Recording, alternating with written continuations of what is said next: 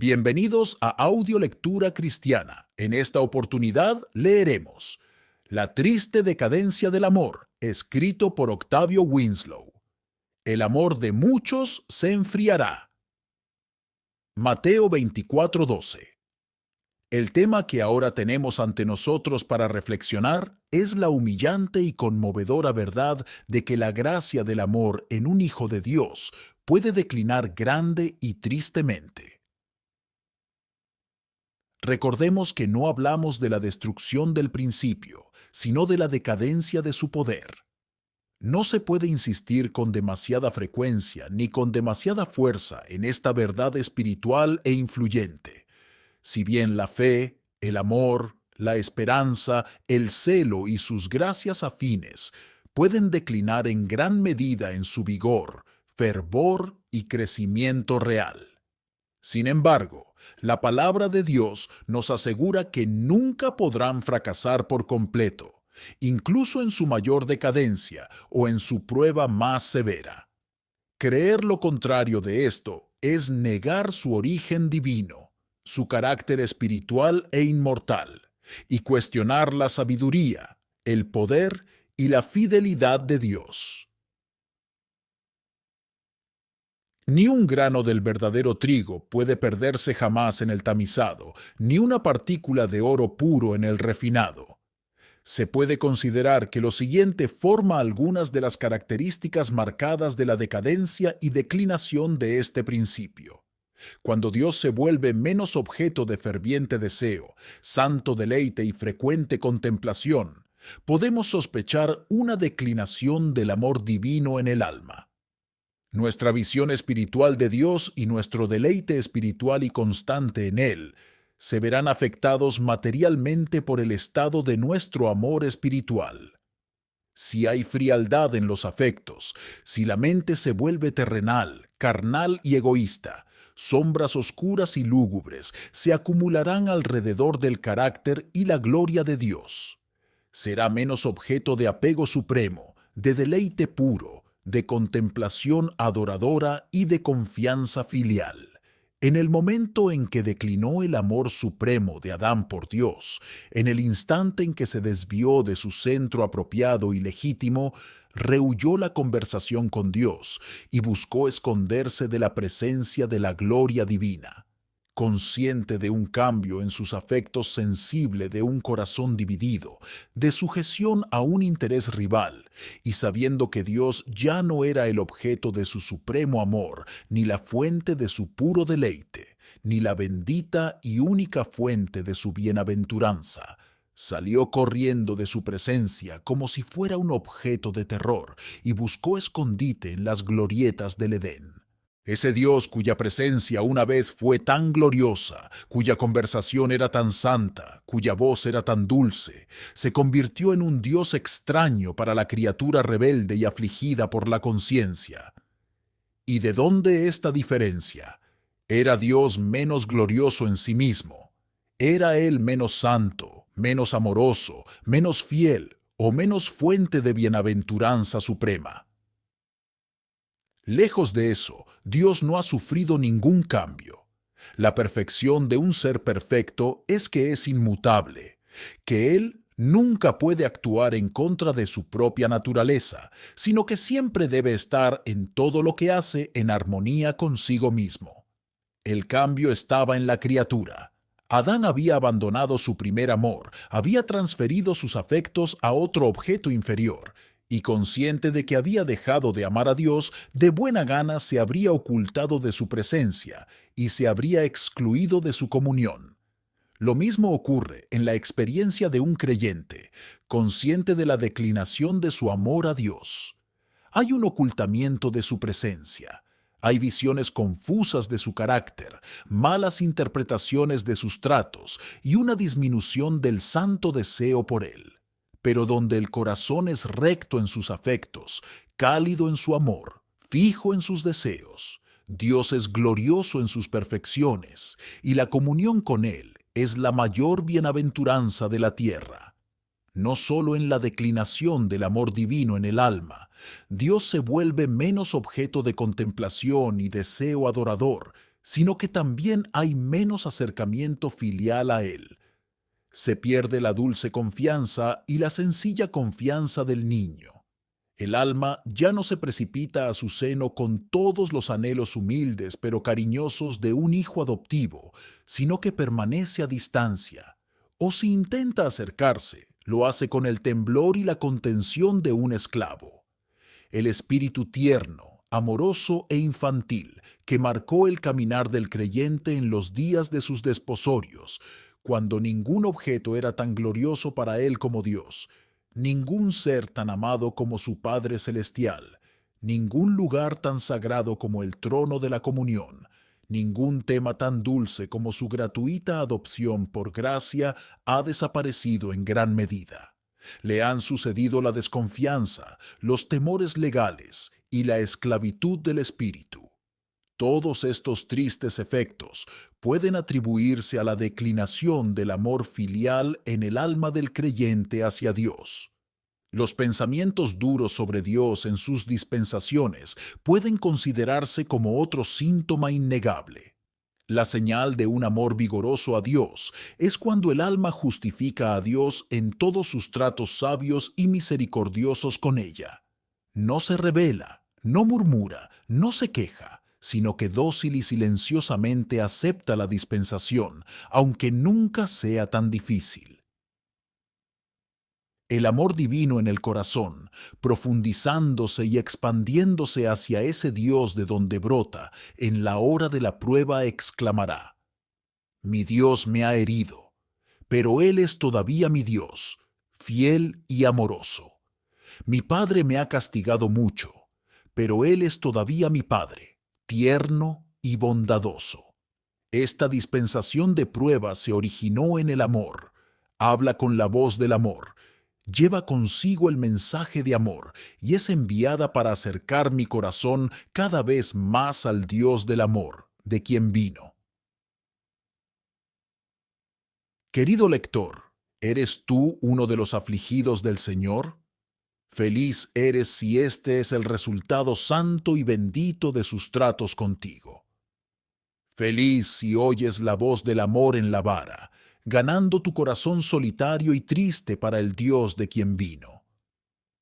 Pero cuando el amor a Dios ha declinado, lo contrario es el estado del creyente probado y afligido. Cuando hay poca inclinación a la comunión con Dios y el trono de la gracia se busca como un deber más que como un privilegio, y en consecuencia se experimenta poca comunión, no necesitamos una evidencia más fuerte de una declinación del amor en el alma. Cuanto más es para nosotros un objeto, una fuente de dulce deleite y contemplación, más intensamente deseamos su presencia y más inquietos estamos en su ausencia. El amigo que amamos lo queremos constantemente a nuestro lado. El espíritu sale anhelando la comunión con él. Su presencia endulza, su ausencia amarga cualquier otro gozo. Precisamente esto es cierto en el caso de Dios. Aquel que conoce a Dios, que con los ojos de la fe ha descubierto algo de su gloria y por el poder del Espíritu ha sentido algo de su amor, no perderá la distinción entre la presencia sensible de Dios y su ausencia en el alma. Algunas personas profesantes caminan mucho sin comunión, sin compañerismo, sin relación filial y estrecha diaria con Dios. Están tan inmersos en las preocupaciones y tan perdidos en las nieblas y brumas del mundo. El fino filo de su afecto espiritual está tan embotado y su amor tan congelado por el contacto con influencias y ocupaciones mundanas, y no menos con profesores fríos y formales, que el sol de justicia puede dejar de brillar sobre sus almas, y ellos no lo sé. Dios puede dejar de visitarlos y no sentir su ausencia, puede dejar de hablar y que la quietud de su voz no despierte una emoción de alarma. Sí, le sucedería algo más extraño si el Señor irrumpiera repentinamente en sus almas, con una visita de amor, que si los dejara durante semanas y meses sin ninguna señal de su presencia. Lector, ¿eres un hijo profeso de Dios? No te contentes con vivir así. Es una existencia pobre y sin vida, indigna de tu profesión, indigna de aquel cuyo nombre llevas e indigna del glorioso destino hacia el que miras. Así puede un creyente probar el carácter de su amor. Aquel en cuyo corazón el afecto divino se profundiza, aumenta y se expande, encuentra a Dios como un objeto de creciente deleite y deseo, y la comunión con Él, el privilegio más costoso en la tierra. No puede vivir en el abandono de comunión constante, secreta y cercana con su Dios, su mejor y más fiel amigo. Cuando nuestro caminar con Dios es menos tierno, es posible que no nos quedemos sin saber el estado de nuestro amor. ¿Qué entendemos por un caminar tierno? Cuando un creyente camina en santa circunspección, en rectitud, integridad, estrecha vigilancia y oración ante Dios, entonces camina tiernamente. Andaré en silencio todos mis años. Isaías 38:15. Cuando con ternura filial tiembla para ofender a su padre, a su Dios, a su mejor amigo, cuando se deleita cada vez más en los preceptos y mandamientos del Señor, cuando preferiría arrancarse el ojo derecho y cortar la mano derecha antes que ofender a Dios intencionada y conscientemente y entristecer al Espíritu, entonces su caminar es tierno, suave y cercano a Dios. ¿Y qué constriñe a un creyente a esta vida gloriosa, este caminar santo y escondido, sino el amor de Dios derramado en su corazón? Romanos 5:5. Imagínense entonces qué peligros deben abarrotar el camino, qué tentaciones deben acosar al alma, en quien la preciosa e influyente gracia del amor se encuentra en un estado de declinación y decadencia.